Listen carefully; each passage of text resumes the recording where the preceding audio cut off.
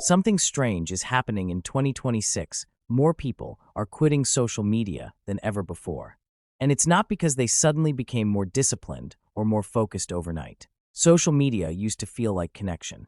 It felt like a place to stay close to friends, see life updates, and feel part of a shared world. It felt normal, even helpful, like something that made life easier and more connected. But over time, that feeling started to shift in ways most people didn't consciously notice at first. Now it feels like pressure, comparison, and noise that never stops. Every scroll shows someone doing better, looking better, achieving more, or living a life that feels just slightly out of reach. And even when you know it's not the full truth, your brain still absorbs it. It still compares. It still reacts without permission. And that is where the real problem begins. Because your mind doesn't separate real life from what you see constantly. Even short exposure changes how you see yourself. Slowly, your normal life starts to feel smaller, slower, and less meaningful than it actually is. But here's what most people miss. Quitting social media doesn't feel like freedom at first. It feels like withdrawal. The moment you remove it, your brain doesn't feel relief. It feels loss, like something important has suddenly gone missing from your daily routine. Catch yourself reaching for your phone out of habit. You unlock it without thinking. Then you pause and realize there is nothing there anymore. No apps to open. No feed to refresh. Just silence staring back at you, and that silence feels uncomfortable in a strange way. That silence is the first real shock. Because most people never realize how loud their digital world has become until it suddenly disappears.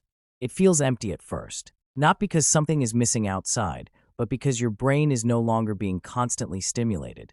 And it's not that you miss specific people. It's that you miss stimulation itself. You miss the constant movement, the fast switching of attention, the endless small rewards that social media trained your brain to expect every few seconds without pause. After a few days, something even more uncomfortable appears: real silence.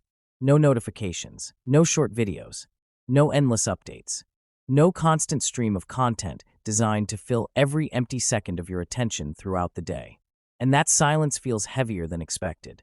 You start noticing how often you use distraction just to avoid thinking. Because when everything becomes quiet, your thoughts don't disappear, they become louder, clearer, and harder to ignore. That is usually the exact point where most people go back. They reopen apps. They return to scrolling. Not because they failed, but because silence feels unfamiliar. And the brain naturally prefers stimulation over stillness, even when it is unhealthy. But for the few who stay longer, something begins to shift. The discomfort slowly reduces. Your mind starts adjusting to the absence of constant input. And instead of reaching for distraction automatically, you start becoming more aware of your own thoughts. You begin to notice small but important changes. Time starts to feel slower, not because it is actually slowing down, but because your attention is no longer being broken into tiny pieces every few seconds like before. Moments start feeling longer and more real. Life stops feeling like a constant scroll of content and starts feeling like something you are actually inside of. Even simple things like walking or sitting become more noticeable again. Your attention begins to return in fragments. You can focus longer without interruption. You can read without checking your phone. You can think without constantly jumping between different thoughts every few seconds. And then a bigger question starts forming naturally. If millions of people are quitting social media, what are they actually moving toward? Because nobody removes something so deeply embedded in daily life without replacing it with something else. The answer is not just less screen time. It is something deeper. People are rebuilding focus that was slowly eroded over years of endless scrolling, notifications, and constant digital interruption. People are starting to read again, think more deeply again, work without constant distraction again, and choose real-life experiences that actually stay in memory instead of disappearing after a few seconds like digital content. But there is also a warning hidden inside this shift, because as people leave social media, new systems are already replacing it. Faster content, shorter videos, more addictive platforms designed specifically to capture attention even more aggressively.